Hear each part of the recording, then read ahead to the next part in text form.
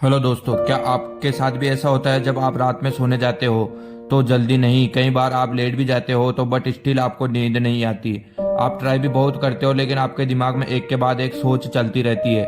क्या आपको मन भी करता है बहुत सोने का लेकिन आप सो नहीं पाते हो? आपके दिमाग में कुछ ना कुछ विचार आते रहते हैं जो आपका मानता नहीं है और आप उसके लिए नींद के लिए करते हो ट्राई लेकिन नहीं आती आपको। आप करवट पे करवट बदलते रहते हो लेकिन नींद नहीं आती है। ऐसा होता है ना? मेरे साथ भी होता है, सबके साथ होता है, 90% लोगों के साथ में होता है। मेरे दिमाग में भी बहुत कुछ चलता है बट मैंने इस बुक के बारे में पढ़ा था, द पावर ऑफ नाउ। इसके बाद में पढ़ने में मुझे एक चीज सीखने को मिली जिससे बाद में फाइनली मुझे नींद आने लग गई और मेरा दिमाग भी साइलेंट हो गया। उसे कुछ कंट्रोल में कर लिया गया था मैं। और वीडियो में इसी प्रकार आप अपने दिमाग को कंट्रोल करना चाहते हो तो वीडियो में बने रहे, लास्ट तक आपका दिमाग माइंड कंट्रोल हो जाएगा और जल्दी ही नींद आएगी। वीडियो अच्छा लगे सब्सक्राइब करना ना भूले। मैक्सिमम लोग जिसके दिमाग में मंकी की माइंड घूमता रहता है, बंदर की तरह इधर उधर उछलता रहता है। बंदर जिस प्रकार ही हमारे माइंड में थॉट भी इधर उधर उछलता रहता है। फॉर एग्जाम्पल, इमेजिन करो कि आपका हाथ भी अचानक काम करने लग जाए जिसके आपके माइंड में कोई कंट्रोल नहीं रहे और अपना हाथ अपने आप ही उठे और किसी को मारने लगे या किसी लड़की रैंडम लड़की को हाथ पकड़ लेवे, तो इसमें आपको पड़ेगी ना, बहुत ज्यादा पड़ेगी। ऐसी सिचुएशन में आप क्या करना पसंद करोगे? आप जल्दी ही डॉक्टर के पास जाओगे और अपनी प्रॉब्लम बता के उसे सोल्व करने की कोशिश करोगे। लेकिन आपके माइंड में भी यही बीमारी है जो ओवर थिंकिंग होती रहती है। लेकिन ऑथर बोलते हैं कि आप उसे ब्रेन को आउट करके आउट ऑफ कंट्रोल हो जाता है और फिर भी आप नॉर्मल ही समझते हो। और थिंकिंग आपको एडिशन की तरह हो जाती है लेकिन आपको नॉर्मल लगता है क्योंकि ये आपके डेली रूटीन में ही घुस जाता है, आपकी हैबिट जैसी बन जाता है। आप एक्सपेक्ट नहीं कर लोगे कि लोग ये कंट्रोल कैसे कर पाओगे, तो आप सीधे ही डॉक्टर के पास जाना चाहिए।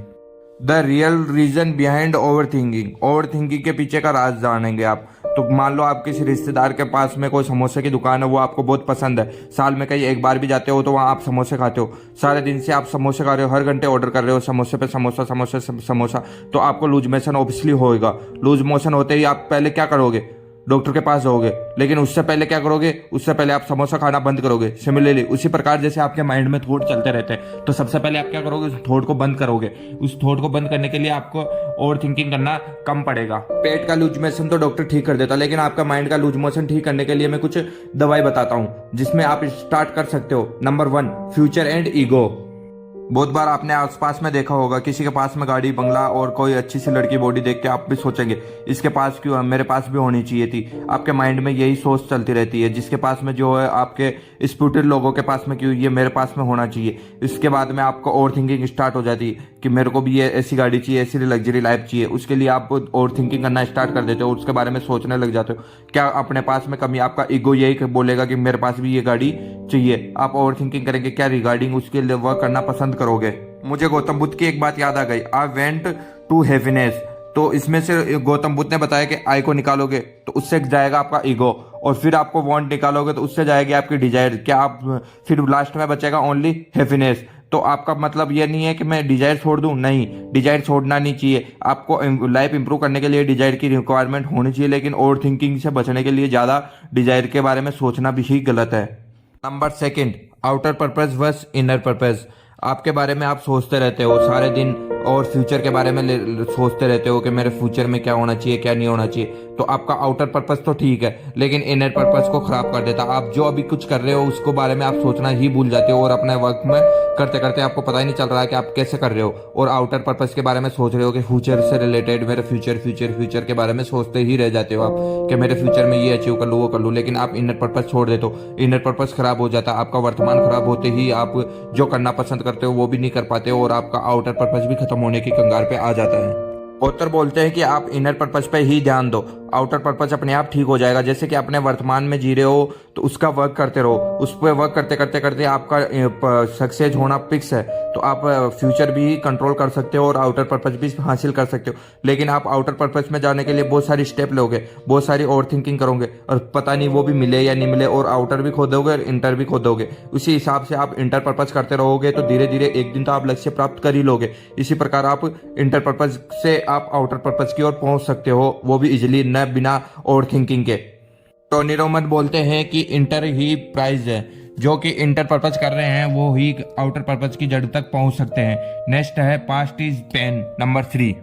जब कोई बच्चा गिर जाता है तो पेरेंट्स बोलते हैं उससे तो वो बहुत ही रोने लगता है। जब पेरेंट्स नहीं बोलते या किसी को पता नहीं होता वो गिर जाता है तो अपने आप खुद ही उठता है और अपने बिजी काम हो जाता है, जैसे कि वो खेलने कूदने में लग जाता है। लेकिन उसे अपन बार बार बोलते हैं तो वो रोने लग जाता है, क्योंकि ओवर थिंकिंग की वजह से। वैसे ही अपने जो कोई काम करता है या अपने पास्ट में कुछ भी बुरा हुआ होगा तो आप उसको बार बार बोलेंगे, या सोसाइटी या कुछ भी अपने सोशल मीडिया थ्रू कुछ भी उसको बार बार याद दिलाओगे तो वो बहुत ही ज्यादा ओवर थिंकिंग में आ जाएगा। वो सोचने लगेगा सच में मेरे साथ गलत हो। अगर उसके साथ में रिएक्ट नहीं करेंगे या किसी को बोलेंगे नहीं तो वो अपनी उस बात को भुला देगा एंड नेक्स्ट वर्क के लिए रेडी हो जाएगा, और माइंड में ओवर थिंकिंग भी बच सकता है वो।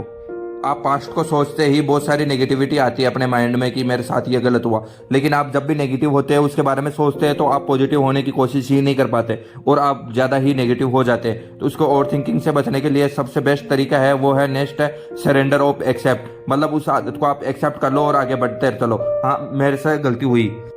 यह थी आपकी 3 ओवर थिंकिंग। चलो मैं कुछ दवाइयाँ बताता हूँ माइंड से रिलेटेड। पहली दवाई है आपकी ट्राई नो ओवर थिंकिंग के लिए, ट्राई नो थिंक।